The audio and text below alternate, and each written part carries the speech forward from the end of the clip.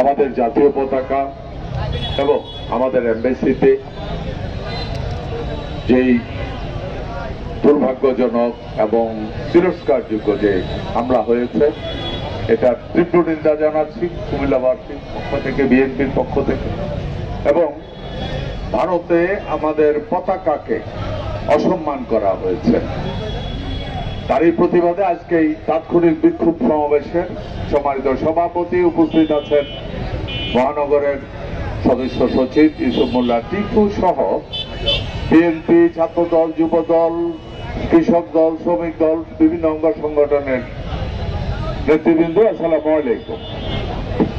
আজকে একটা জিনিস দেখেছেন, শেখ হাসিনা সরে যাওয়ার পরে যারা আজকে যাদের দেশে আমাদের পতাকাকে অসম্মান করছে, অসম্মান করার চেষ্টা করছে, অপমান করে চলেছে, আমি একটা জিনিস বুঝি না, শেখ হাসিনা স্বৈর শাসক ছিল বাংলাদেশের, বাংলাদেশের মানুষ তাকে পিটাইয়া খেদাইছে, এখন তাদের এত জ্বলে কেন?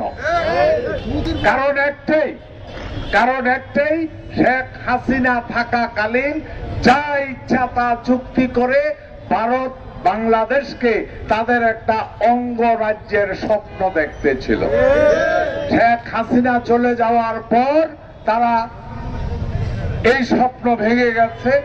তারা এখন চেষ্টা করছে বিভিন্ন ভাবে আমাদেরকে উস্কানি দিয়ে, ভুল বুঝাবুঝি করে, দেশের ভিতরে বিশৃঙ্খলা সৃষ্টি করে আমাদেরকে দুর্বল করার জন্য। যারা এই চিন্তা করছেন তাদের প্রতি আমার প্রথম অনুরোধ, এগুলি করে কোনো লাভ হবে না। কারণ আপনারাও স্বপ্ন দেখছিলেন যে কিয়ামত পর্যন্ত শেখ হাসিনার নাকের ডগায় যতদিন দম আছে শেখ হাসিনার আমরা এই দেশে প্রধানমন্ত্রী রাখবো।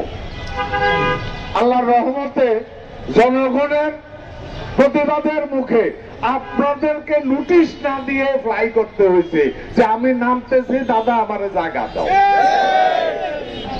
আপনারা ওখান থেকে কিছু একটা ভাবার চিন্তা করেন। বাংলাদেশের জনগণ স্বাধীনতা, সার্বভৌমত্বের নামে কোন রকম কোন কম্প্রোমাইজ করবে না। আপনারা ওই দিন দেখলাম বলতেছে বাংলাদেশে ওই ইন্ডিয়ান একটা নেতা আছে না বিজেপির, কি নাম জানি, হ্যাঁ